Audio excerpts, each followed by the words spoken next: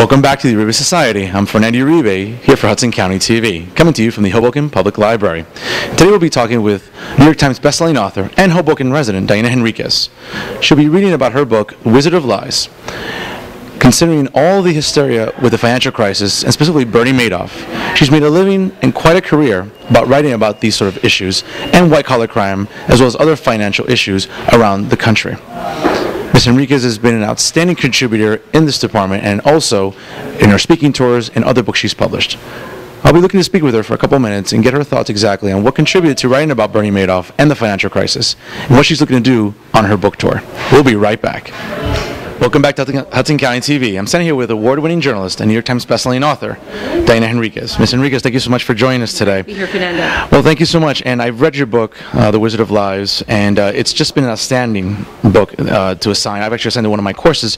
What prompted you to write this book? Well, in part, it was that it was such a compelling story. It's not just a financial fraud story, of course. It's a story of a family shattered by that fraud. But also, I thought it was important for everyone to understand how vulnerable we all are to Ponzi schemes. Ponzi schemes are always pushed by people we trust.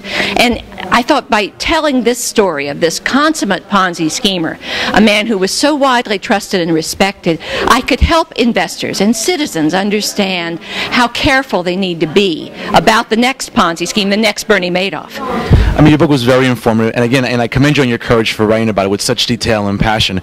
I've been doing segments for Women's History Month. What sort of advice can you give for fellow women authors, whether it's writing about business, white-collar crime, or anything else? What sort of advice can you give women, especially in the publishing world and in the public speaking world, since you've been so entrenched in that now? Well, thank you for that opportunity. Obviously, as a woman reporter in business news, that was a world that was largely male, even when I got into it just 25 years ago.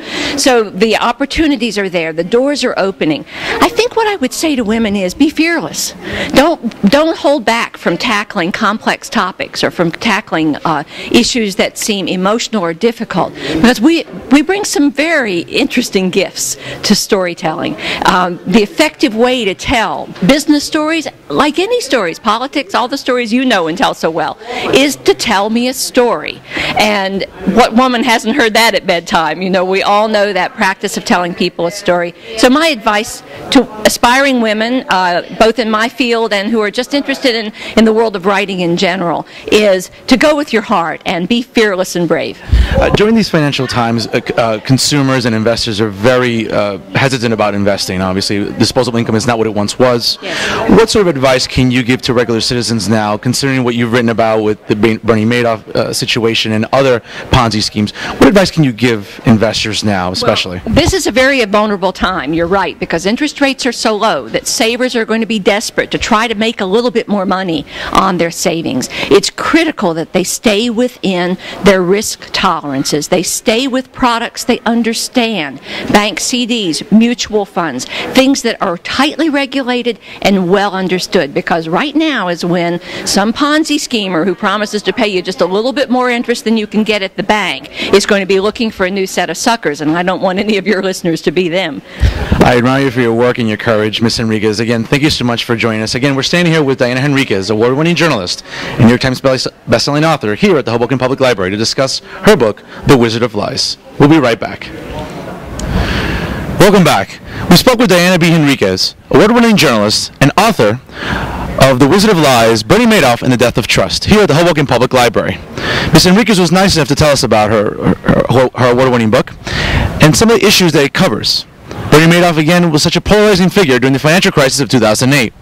Ponzi schemes such as the one he ran and countless others contributed to such a financial decline, not just here in the New York, New Jersey area, but across the country and throughout the world. Her book, again, can be found on her website, www.dianabhenriques.com. We look forward to covering issues such as this here on the Uribe Society. My name is Fernando Uribe. Thank you so much for joining us here on Hudson County TV. You can always check out Hudson County TV on HudsonCountyTV.com. Thank you so much, and we'll see you next week.